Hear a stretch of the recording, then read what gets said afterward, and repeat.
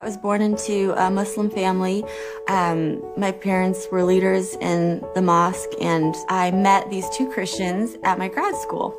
We just realized, okay, we definitely are both very strong in our faiths, but we can't both be right. We can both be wrong. Like logically in my mind, it's like, okay, we can both be wrong about Jesus for sure, but we can't both be right. So we sort of resolved that we wanted to figure out what truth is. And secretly, I wanted to convert him massively. I totally wanted to convert him to Islam because anytime I would debate anybody about, religion, I would always win. And so he gave me a Bible, I gave him a Quran, and we started to just sort of do our own research. And I would come with my bullet points and he would come with his. And truth be told, since I was an American Muslim being surrounded by non-Muslims, of course, I knew exactly what I believed, why, and had all the arguments. Even though I had felt that I had succeeded in showing him that Christianity was flawed and that Islam was true, I didn't have that satisfaction. I wanted some sort of proof for the first time in my life. And so I just continued to pray. And, I would fast and I would just cry out night and day to God, to Allah, the only God that I knew, to show people that he was the truth. I started to just really have a lot of torment. I just thought maybe I was going crazy for the first time. But it was like I couldn't think anymore. And especially as somebody studying to be a doctor and, science background, to lose your mind is really a very low point, to say the least. So there was one day where I was probably at my lowest point. I was just crying, praying to Allah and saying, I can't do this one more day.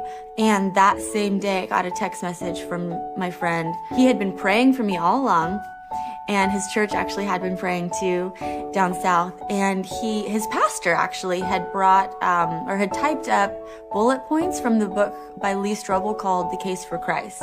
And so because I was at such a low point at that point, I was like, I'll read anything. Why not?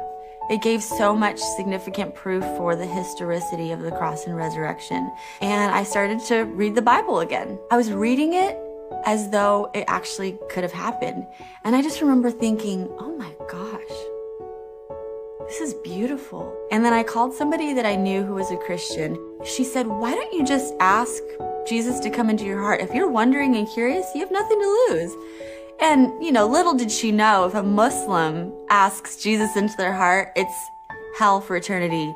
No coming back. You cannot come back from that. So I just looked up at the heavens and I said, Allah, I don't know who you are. Allah, I don't know what's real. Whoever you are, though, I want to give my life to you. If you're Jesus, you can come into my heart. The next morning I woke up and all the torment was gone.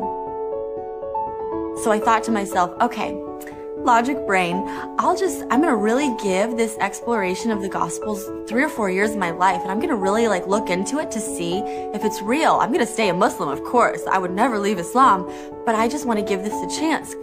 And so I just basically went to church that Sunday, and some signs had happened that week, all pointing to Jesus. And that Sunday morning, the pastor was preaching and people were raising their hands, and I just kind of sat through it.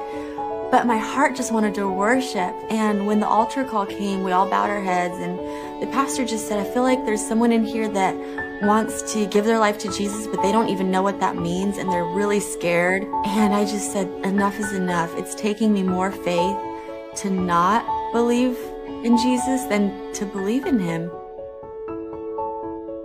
He's my first experience with love.